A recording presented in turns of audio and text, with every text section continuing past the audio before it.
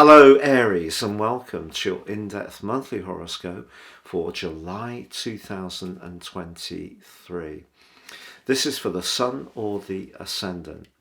I'm going to give you the standout features to look out for, and there are two major pieces of news, but please stay with me. I will then explore in much greater detail all the ins and outs, particularly relevant to your sign. If you're a returning visitor, thank you so much for joining me once more. If you're new here, it's great to have you with us. I'd be honoured if you would subscribe.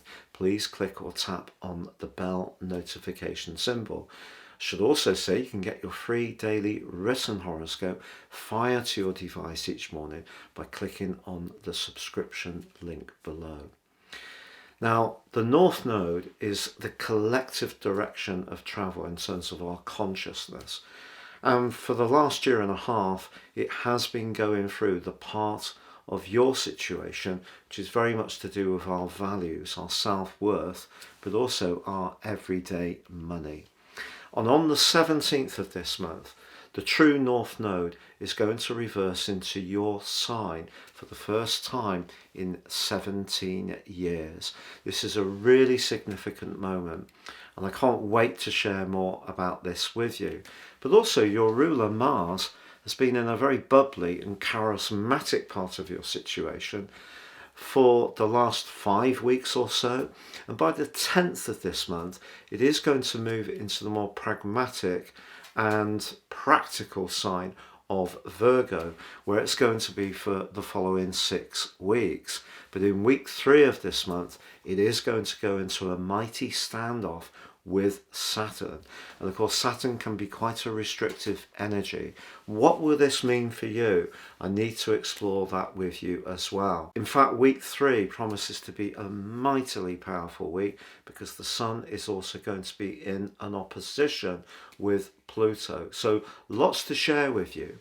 If you would like to ascend above this zodiac broadcast, what you can do by grappling with more serious astrology is provide so much knowledge and understanding of life's patterns that can guide you in your future moves. If you give me 3 pieces of your personal birth data of time, date and place of birth, I can produce for you your life roadmap report. This will give you intimate understandings of the opportunities you have, but also some of the more challenging patterns that may have repeated themselves, and so a better knowledge of these can help to guide you forwards more successfully. And in my 30% off package, you can also get your 12-month personal forecast, totally unique to you, both these charts, and will give you searing insights.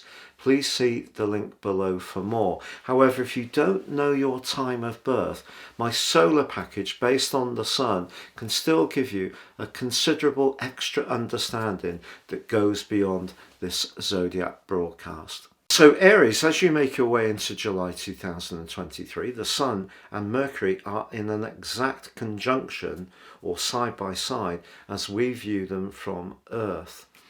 This is going to amplify the energy of Mercury in the sign of Cancer.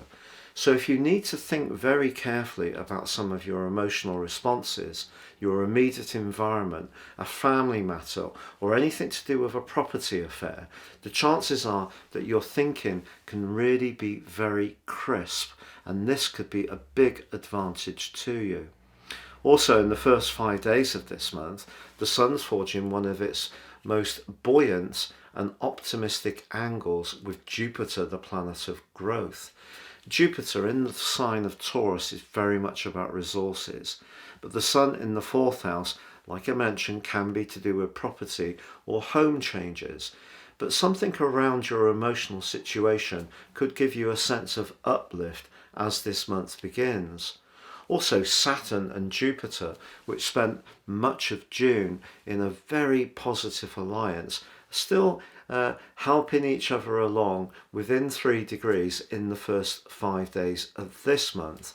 Now, Saturn for you is in a very sensitive part of your situation, and there may be certain threads or strands in your life which have seemed to have been slowing down, and perhaps also some elements of your situation have been making way. But I feel that there is something shaping up for you going forwards. It may not just be completely obvious at the very start of this month, because that inner need for peacefulness, for security, is going to be so strong. And that will manifest itself in a very powerful way on the 3rd, because there is a full moon. But it's a full moon in the part of your situation which is going to see your emotions very close to the surface. But it's also seeing the moon in the part of its journey where it's at its weakest, in the sign of Capricorn. If there's anything around your professional or worldly situation which is troubling you, it probably will come to the fore in the following 2 weeks. There is, however, an opportunity to work with this energy in a constructive way if you accept that in life there are periods where things that have been very important to us do make way for new beginnings. But that transitional period can be rather painful, and that may be something that you are going through. However, by the 10th, your ruler, Mars, bursts into the sign of Virgo. If you are thinking about your professional situation or work, or just getting fitter, Mars moving into this area for 6 weeks can give you a lot of desire to get on the front foot. But also on the following day, on the 11th, Mercury moves out of Cancer, where frankly it is a bit muted, because Mercury really is at its best when it's able to be very logical and very clear and very precise through its 2 rulerships of Gemini and also Virgo. So moving into Leo, it's very sunny, and of course this is in tune with your fire triplicity. So even if you start this month feeling a little bit delicate in some ways, I feel the chance to manifest your warmth and your creativity and to feel more social is going to come from the 11th. However, from the 12th to the 20th, there's also the opportunity for some changes, potentially around where you live. Because Uranus is applying to the Sun, any kind of effort or energy you put in terms of creating more space, decluttering, trying some fresh approaches, changing certain elements of your existence completely, may actually prove to be very liberating indeed. And that's really going to be very clear on the 14th when that influence is exact. But on the 17th and through to the 23rd, the Sun does go into an opposition with Pluto. Pluto back in the sign of Capricorn where that full moon was. And of course it was in Capricorn for 15 years, from the 2008 through to the 23rd of March, through to the 11th of June. And it's going to be in Capricorn through to the 21st of January 2024. So it's really bringing a lot of issues to the fore that may be to do with your work and your need to create or manifest some kind of authority. But the opposition between the Sun and Pluto can also see people manifest a might is right attitude. So from the 17th to the 23rd, but on the 22nd exactly, you may encounter somebody, and it could be in a professional situation, who seems to be crushingly authoritative but not taking into account how you're feeling. But then you also have to be mindful of your own attitudes as well. Pluto can help us to understand our deeper motives. Now on the 17th also, we have that glorious true North Node arrival in your sign for the first time in 17 years. The North Node takes 18 months to go through each sign. If you think back to what happened to you between 17 and 18 and a half years ago, if you're old enough, That's going to give you some amazing insights to what you may expect over the next 18 months.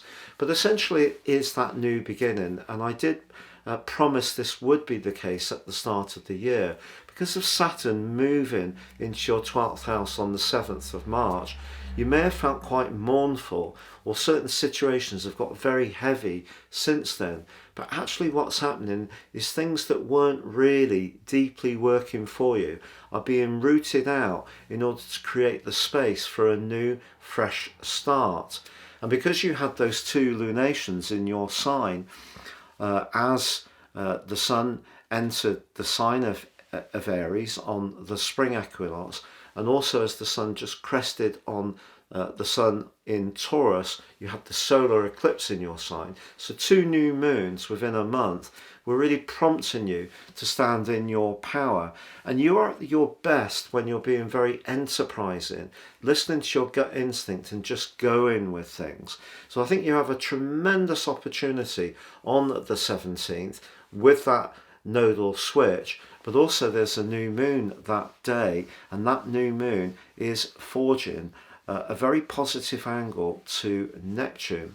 So listening to your deepest instincts and creating the home and emotional life and situation which really gives you the space, peace and tranquility to then thrive with your creative desires is really priming the way for when the sun powers in to the sign of Leo, joining up with Mercury initially.